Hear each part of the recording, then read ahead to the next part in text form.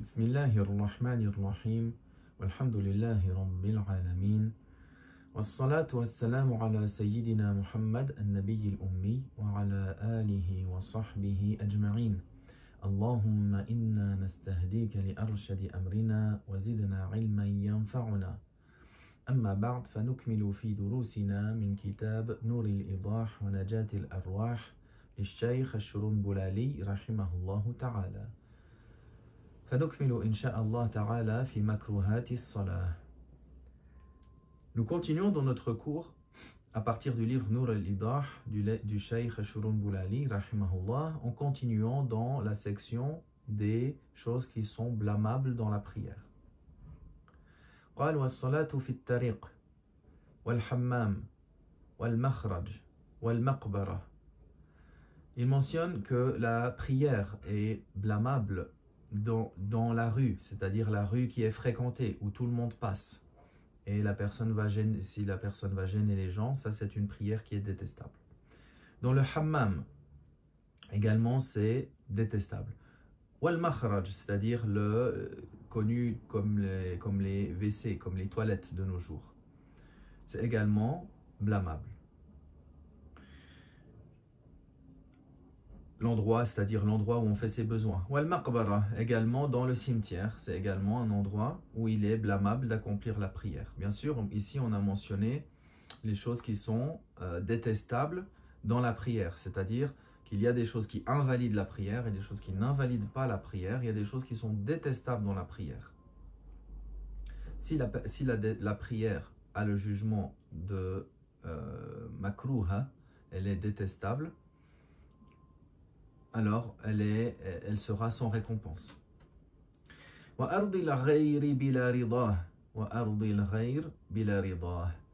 Faire la prière sur le terrain ou dans la propriété de quelqu'un d'autre sans son accord. Également, si la personne fait la prière à proximité, à côté d'une impureté, c'est également, la prière est valable, mais elle comporte une karaha.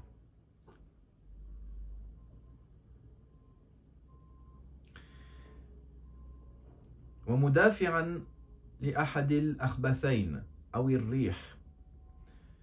mentionne également prier en ayant, que cela soit avant d'entrer dans la prière ou que cela survienne pendant la prière, en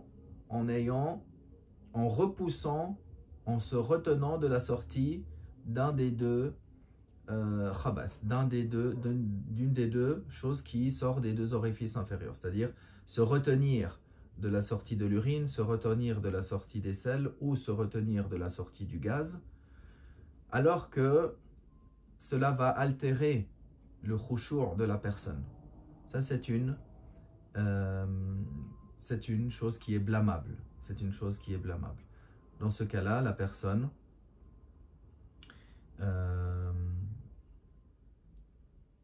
il interrompt sa prière, il se soulage et il refait le wudu et il recommence sa prière. C'est-à-dire que tout ce qui mène à priver la personne de khushu', c'est une chose qui est blâmable. Donc si la personne, ce n'est pas si la personne a un léger besoin ou un léger ressenti d'avoir la sortie des gaz, mais de sorte à ce que ça gêne la personne, qu'il se retienne et qu'il perde ou que ça altère sa concentration et qu'il ne puisse avoir le khushu'. Cette chose-là est blâmable. ومع نجاسة غير مانعة إلا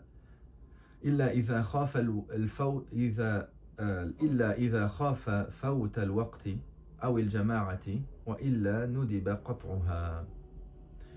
Si la personne a sur elle une impureté qui n'empêche pas la validité de la prière, c'est-à-dire qu'elle est pour l'impureté mukhaffafa, l'impureté légère, comme on l'avait mentionné, elle est moins que le quart de l'habit, ou au sujet de l'impureté qui est grossière, équivalente si elle est moins inférieur à l'équivalent du dirham.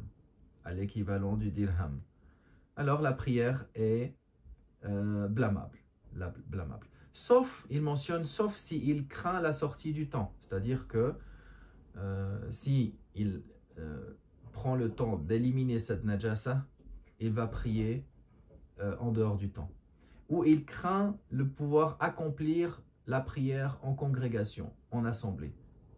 Alors, il fait la prière en assemblée, malgré cette impureté qui est inférieure au dirham, ou bien qui est inférieure au quart de l'habit, selon le type de najasa dont il s'agit.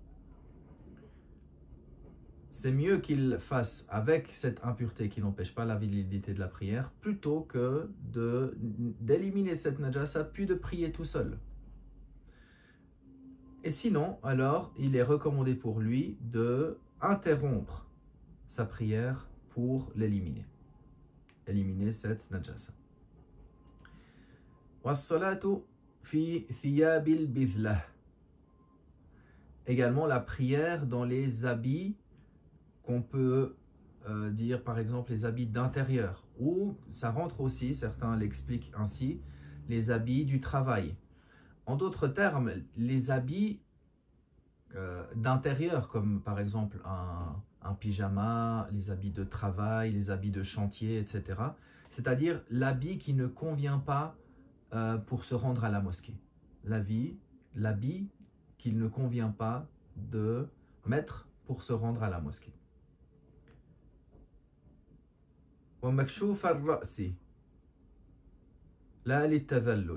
Également, le fait que la personne prie la tête découverte. On parle pour l'homme ici. Prier la tête découverte, c'est makrouh. Il a dit ici, Shurundulali, sauf si c'est par humilité. S'il a fait ça par humilité, c'est pas déconseillé. C'est pas un acte blâmable.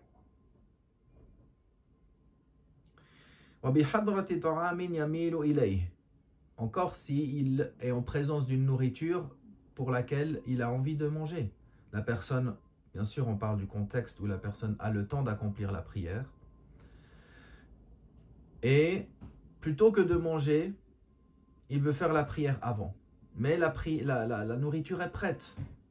Il voit la nourriture, il sent l'odeur, etc. Donc il risque de se précipiter à faire la prière pour pouvoir vite manger. C'est mieux qu'il mange et ensuite il fait la prière.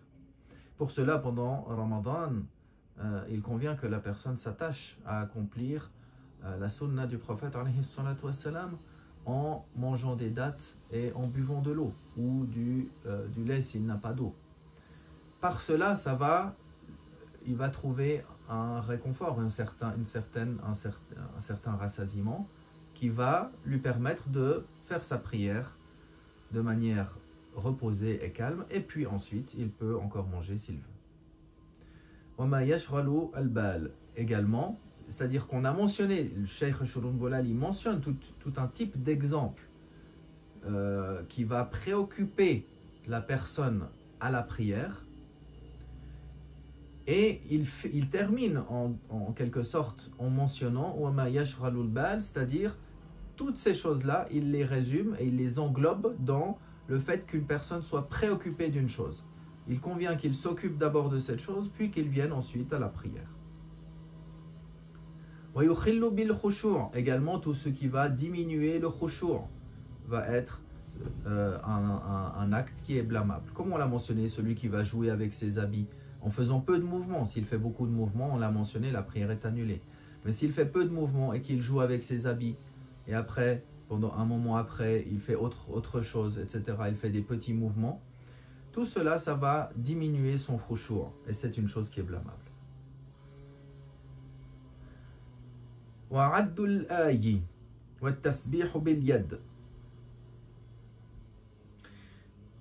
Il mentionne également le fait de compter les ayahs, ou le fait de faire le tasbih, de compter le tasbih par la main. Également, de compter le tasbih par la main, ça c'est des choses qui sont blâmables.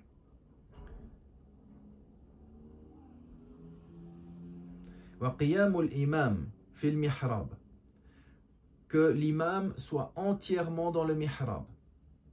Également, c'est blâmable. S'il est devant le mihrab et lorsqu'il s'incline, lorsqu'il se prosterne ou qu'il est en position assise, il est une partie de son corps dans le mihrab, il n'y a pas de problématique en cela, mais que la personne soit debout et il est entièrement dans le mihrab, c'est un acte blâmable.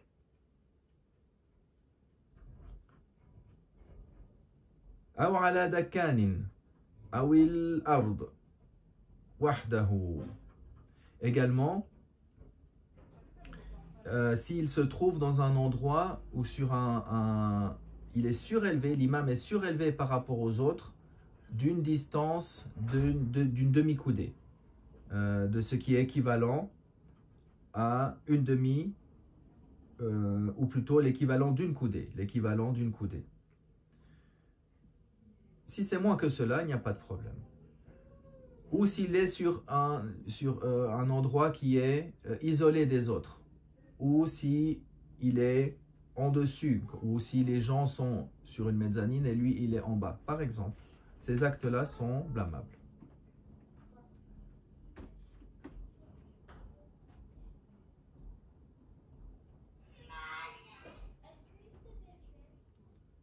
والقيام خلف صف فيه فرجة.